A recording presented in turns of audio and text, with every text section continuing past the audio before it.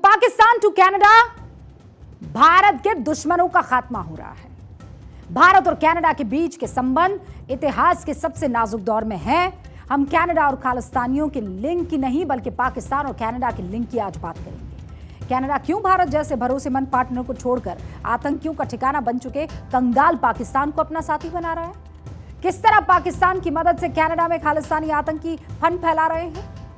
इसी मकसद से खालिस्तानी और पाकिस्तान की खुफिया एजेंसी आईएसआई 25 सितंबर को कनाडा में बड़ी साजिश को अंजाम देने वाले हैं और खुलासा हुआ है कि खालिस्तानियों के साथ मिलकर आईएसआई भारतीय दूतावासों के सामने हिंसक प्रदर्शन करने की साजिश रच रहे हैं।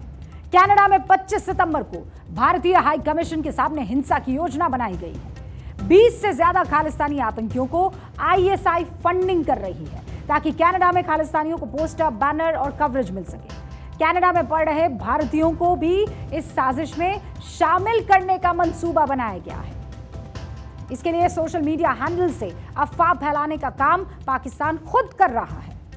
आईएसआई पंजाब में फिर आतंक फैलाने के लिए कनाडा में बैठे आतंकियों का सहारा ले रही है।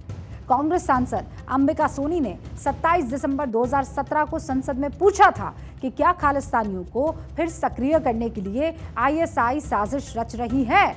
इसके जवाब में गृह मंत्री हंसराज अहीर ने बताया कि ऐसे सबूत मिले हैं कि आईएसआई आतंकवाद फैलाने के लिए खालिस्तानियों को फंडिंग कर रही है और बहुत से टेररिस्ट संगठनों को मदद दे रही है। सबसे ज्यादा खालिस्तानी संगठन कहां है बताइए? कनाडा में। इससे पता चलता है कि पाकिस्तान किस तरह कनाडा में सक्रिय हो चुका है। इस पर आपको कनाडा के पत्रकार क्या कह रहे हैं ये सुनना चाहिए।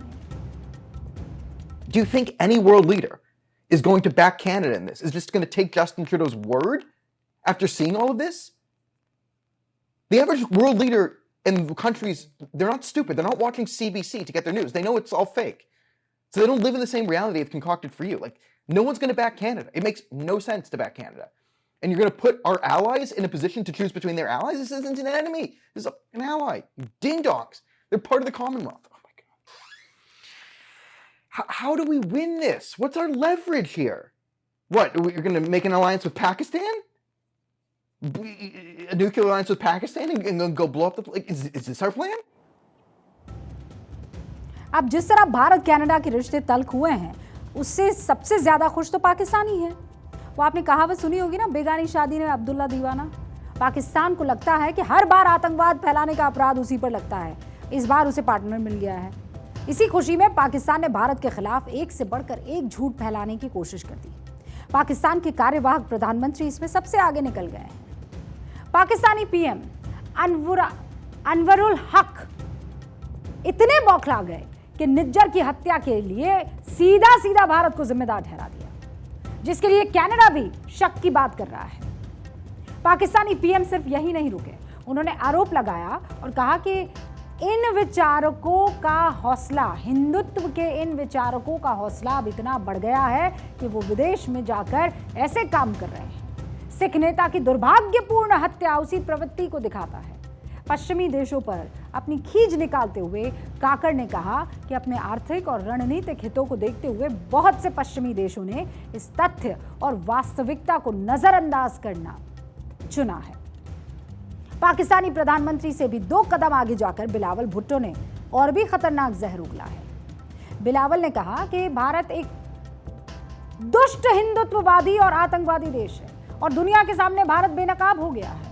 कब तक अंतर्राष्ट्रीय और पश्चिमी देश भारत को नजरअंदाज करते रहेंगे? भारत को गालियां देने के लिए पाकिस्तान में कंपटीशन चल रहा है। ये बिलावल भुट्टो को बगल ही में सिखों का नरसंहार नहीं दिखता है, क्रिश्चियंस का नरसंहार नहीं दिखता है, हिंदुओं के तोड़े जा रहे मंदिर नहीं दिखते हैं। भैया जी को कनाडा के खालिस्तानी नजर आ रहे हैं। जो भारत की सबसे ज्यादा बुराई करेगा वो आतंकियों का सबसे बड़ा चहीता बनेगा। कितना गजब है। आतंकी भी हमें कैरेक्टर सर्टिफिकेट बांट रहे हैं। दरअसल जिस खालिस्तान को हवा देने में पाकिस्तान को बरसों लगे ना, खालिस्तान पर वो अकेले पड़ गया था, लेकिन उसे अचानक कनाडा नाम का एक साथी मिल गया, बेवकूफ साथी। सारी दुनिया में भारत के दुश्मन आपस में लड़ लड़ के मर रहे हैं। पाकिस्तान को इस बात से भी बहुत टेंशन हो गई, इसीलिए वो इतना भड़क गया कि पिछले 6 महीने में भारत के 8 मोस्ट वांटेड दुनिया के अलग अलग शहरों में मारे गए।